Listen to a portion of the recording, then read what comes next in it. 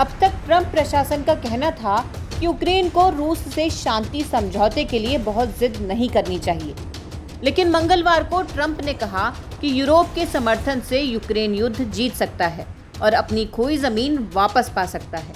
New York में Ukraine के राष्ट्रपति वोलोदोमिर जेलेंस्की के साथ बैठक करने के बाद ट्रंप ने ट्रुथ सोशल पर यूक्रेन के युद्ध जीतने की बात कही।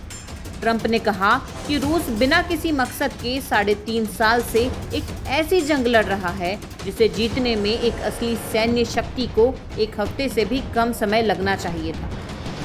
ट्रंप ने रूस की सेना को एक कागजी शेर की तरह बताया है। ट्रंप के कागजी शेर वाले बयान को खारिज करते हुए बुधवार को राष्ट्रपति व्लादिमीर पुतिन के प्रवक्ता दिमित्री पेस्कोव ने कहा कि रूसी आर्मी ने यूक्रेन में बढ़त बनाई है और अर्थव्यवस्था भी स्थिर है। पेस्कोव ने कहा, जहां तक हमारी सेना का सवाल है तो राष्ट्रपति ने बार बार कहा है कि हम कम नुकसान करने की रणनीति पर बहुत सावधानी से आगे बढ़ रहे हैं। ऐसे में हमारी आक्रामकता को कमतर आंकना एक गलती है। हम बहुत सूझबूझ के साथ सैन्य कार्रवाई कर रहे हैं। हम बेयर हैं, टाइगर नहीं, और कागजी शेर जैसी कोई चीज नहीं है। 5 हफ्ते पहले ही अलास्का में राष्ट्रपति ट्रंप ने रूसी राष्ट्रपति व्लादिमीर पुतिन से 3.5 घंटे लंबी मुलाकात की थी। इस मुलाकात के बाद ट्रंप का यही रुख था कि जेलेंस्की को रूस से समझौता करना चाहिए और इसकी कीमत चाहे जो भी चुकानी पड़े। ट्रंप ने ऐसा यू टर्न क्यों लिया, इसकी कोई ठोस वजह उन्होंने नहीं बताई है। ट्रंप के दूसरे कार्यकाल के महज 8 महीने हुए हैं और एक अहम मुद्दे पर यू टर्न लेते दिख रहे हैं। इसी साल फरवरी में ट्रंप ने जेलेंस्की से अपने ओवल ऑफिस में कहा था, अभी आप बहुत अच्छी स्थिति में नहीं हैं। आपने खुद को बहुत मुश्किल स्थिति में ला दिया है। आपके पास अभी दांव लगाने के लिए कुछ नहीं है। ऐसे में आप बहस नहीं कर सकते। यहाँ तक कि ट्रंप ने रूस को टैरिफ से अलग रखा था। इसके अलावा अलास्का में पुतिन का ट्रंप ने गर्मजोशी से स्वागत भी किया था। ट्रंप ने अपनी ट्रुथ पोस्ट का अंत "मैं दोनों देशों को शुभकामनाएं देता हूं" से किया है। हालांकि ट्रंप ने कहा था कि वह राष्ट्रपति बनने के बाद यूक्रेन युद्ध को कुछ ही दिन या हफ्तों में खत्म करवा देंगे। अमेरिका के रक्षा मंत्री पिट हेगसेथ ने इसी साल 12 फरवरी को ब्रुसेल्स में आयोजित डिफेंस समिट में कहा था, आपकी तरह हम भी एक संप्रभु और संपन्न यूक्रेन चाहते हैं, लेकिन मैं यह भी कहना चाहता हूं कि 2014 के पहले यूक्रेन की जो सीमा थी उसे वापस हासिल करना हकीकत से परे है। इस अवास्तविक लक्ष्य के पीछे भागने से युद्ध तो लंबा खींचेगा ही, भारी नुकसान भी उठाना पड़ेगा। रूस ने मार्च 2014 में यूक्रेन के क्राइमिया को खुद में मिला लिया था। तब क्राइमिया में रूस समर्थक अलगाववादियों ने यूक्रेन के खिलाफ सशस्त्र विद्रोह कर दिया था। अभी यूक्रेन के 20% भूभाग पर रूस का नियंत्रण है। इसमें मुख्य रूप से यूक्रेन के पूर्वी और दक्षिणी इलाके शामिल हैं।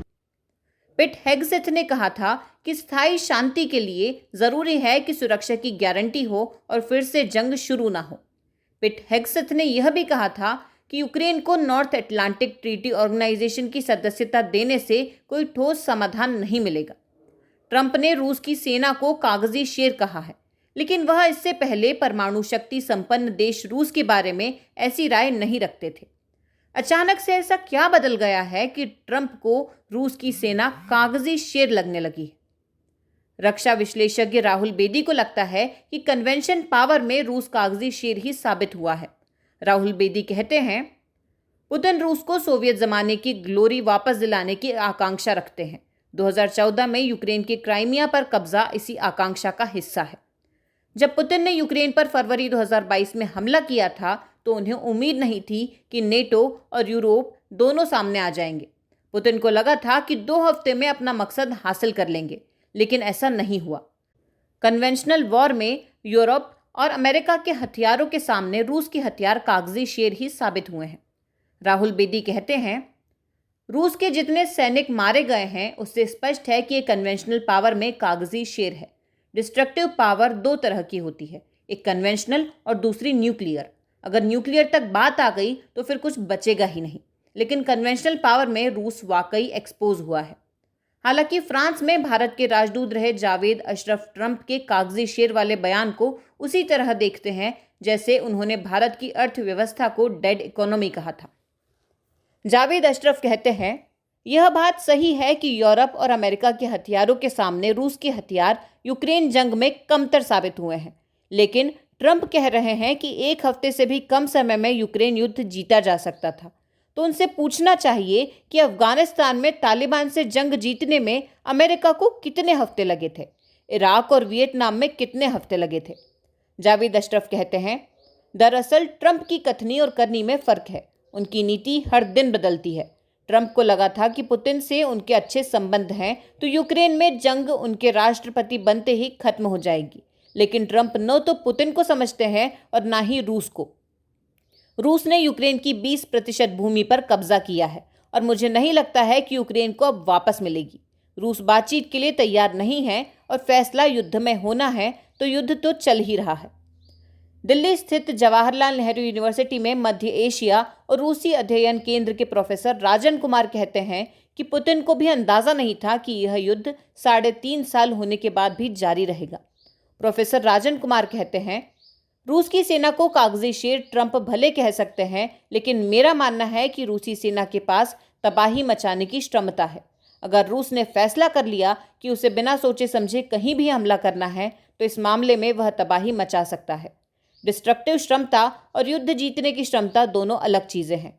जहां तक युद्ध जीतने की क्षमता की बात है तो जाहिर है कि अमेरिका रूस से आगे है। प्रोफेसर राजन कुमार कहते हैं, लेकिन अतीत में जितने भी हमले हुए हैं वहां किसी को स्थायी जीत नहीं मिली। अमेरिका अफगानिस्तान में तालिबान को नहीं हरा पाया, इराक में भी अपना मकसद हासिल नहीं कर पाया और ईरान तो लगातार चुनौती दे ही रहा है। प्रोफेसर राजन कुमार कहते हैं, मुझे लगता है कि अमेरिका खुद को यूक्रेन युद्ध से अलग कर रहा है और सारी जिम्मेदारी यूरोप के माथे थोप रहा है। ट्रंप यूरोप पर दबाव बना रहे हैं कि वह भी चीन और भारत के खिलाफ टैरिफ लगाए, लेकिन मुझे लगता है कि यूरोप ऐसा नहीं करेगा। चीन, भारत और ब्राजील पहले ही ट्रंप की बात सुनने से इनकार कर चुके हैं।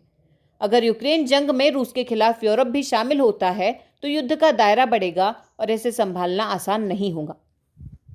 ट्रंप ने ट्रुथ पोस्ट में कहा है, हम नेटो को हथियारों की आपूर्ति जारी रखेंगे ताकि नेटो अपनी मर्जी से इसका इस्तेमाल कर सके।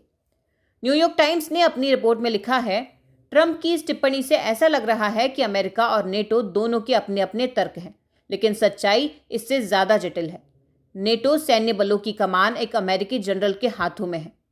ट्रंप ने मंगलवार को संयुक्त राष्ट्र महासभा को संबोधित करते हुए एक बार फिर से भारत और चीन को आड़े हाथों लिया। ट्रंप ने कहा, चीन और भारत रूस से तेल आयात कर रूस को यूक्रेन में युद्ध जारी रखने में मदद कर रहे हैं। यहां तक कि नेटो देशों ने भी रूसी ऊर्जा में आयात में बहुत बड़ी कटौती नहीं की है। मुझे तो इस बारे में 2 हफ्ते पहले पता चला और मैं इसे लेकर बहुत खुश नहीं था।